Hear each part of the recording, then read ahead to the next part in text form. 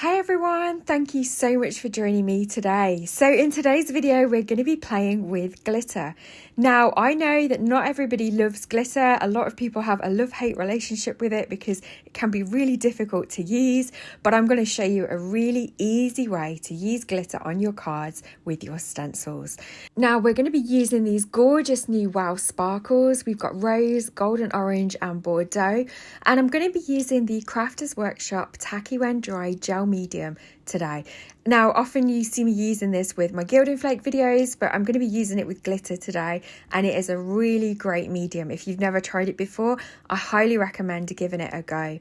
I'll be using this Heart Flowers stencil from A Colourful Life Designs, and then to add a little bit of detail, I'll be using a Quickie glue pen from Sakura. Again, all the products that I'm using I'll link below if you're interested. Now, to hold my stencil in place, I'm going to use my magnets, but it is a larger stencil, so I'm just going to use a little bit of washi tape just to hold my cardstock down. Of course, you could use a grip mat here. You don't need to use washi tape if you prefer not to.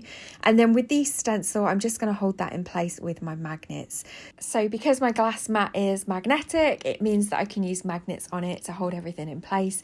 And then we can add our Tacky When Dry gel medium. Now, if you've used any of the Crafters Workshop stencil butters, the Tacky When Dry gel medium is a very similar consistency. It's really easy to spread with a palette knife through your stencil, and of course you could use the Crafters Workshop butter spreader if you prefer, but I find using a palette knife is absolutely fine. It's what I've got in my stash and it works just great. Now, you do want to remember with the Tacky When Dry gel medium, because it will dry with texture, if you want a smooth finish like we do today, then you want to make sure that you've got a really smooth, even spread of the paste. So just bear that in mind. If there's any lumps and bumps in it, it will dry like that. So you want to get it as smooth as possible.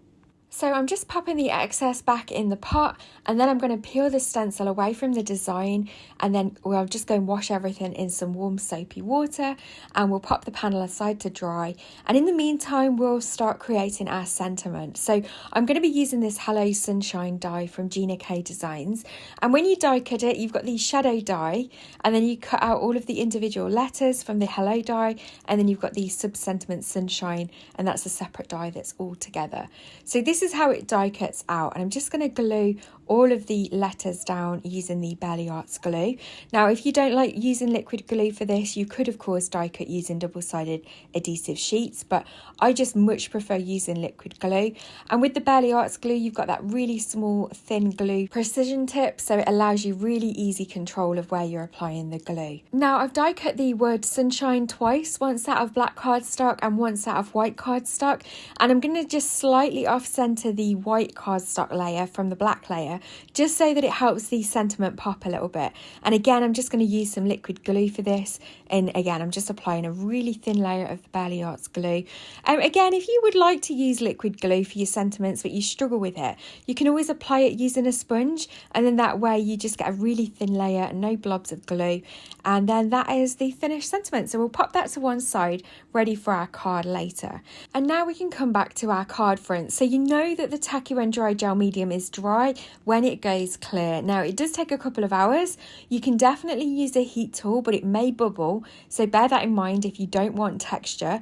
It's best to let it just air dry, but it will take a couple of hours, so you could definitely make a few panels, leave them to one side, and then when they're ready to go, you could batch make some cards like this. And so what I'm going to do is just add a slightly darker shade of glitter to the centres of the flowers. I'm not aiming for perfection because it's very difficult to control, but I'm using Bordeaux here, and I'm just adding a little bit of glitter to the centres of the flowers. I'm going to pop the excess back in the pot in the same way that you would with an embossing powder, and then I'm going to come in with the rose glitter and apply that to the rest of the petals.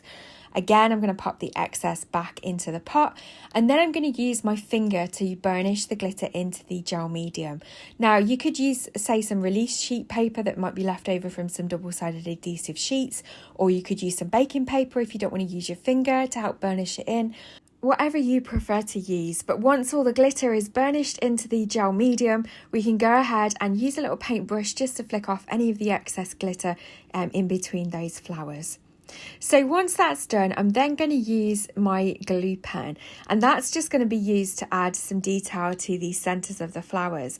So if you've not seen a glue pen before, it's a bit like a biro, except it's glue instead of ink, and you can just doodle away the centres of the flowers however you prefer. I'm just adding little squiggly lines. You will be able to see where the glue is in real life. I know it's not showing up on the camera very well, but then when I'm adding the glitter, look, you can see the lovely little doodly squiggles that I've created. And you just want to pop that aside to dry just for a minute or two while the glitter sticks to that glue and the glue sets. This is the golden orange colour from Wow, and it's really bright and vibrant. So once that's all dry in the centres of the flowers, I'm just going to trim my panel down to 3 3/4 by 5 inches, and I'm going to mat it to a holographic pink layer of cardstock. And then I've got an A2 card blank from some lilac cardstock from Craft Stash, which I've cut to size, so that's 4 1/4 by 5 1/2 inch card blank. So I'm just gluing all those layers together, and then for our sentiment, I'm just going to add a little bit of foam tape to the back of it just to pop that up so there's a little bit of dimension, and then that will be the card finished for today. So thank you so much for joining me today. I really hope that you've enjoyed this tutorial. I hope that it's given you some inspiration of ways that you can use glitter that are really easy and effective, and just look at that shine on the finished card. I think it's really, really pretty. So as always, all the products that I've used will be linked in the description box below. Please don't forget to hit the thumbs up button if you've enjoyed this tutorial, and don't forget to leave me a comment. I really enjoy reading through those. If you're not subscribed to my channel already, then please consider subscribing. I'd really appreciate it, and I'll look forward to seeing you in the next video. Take care.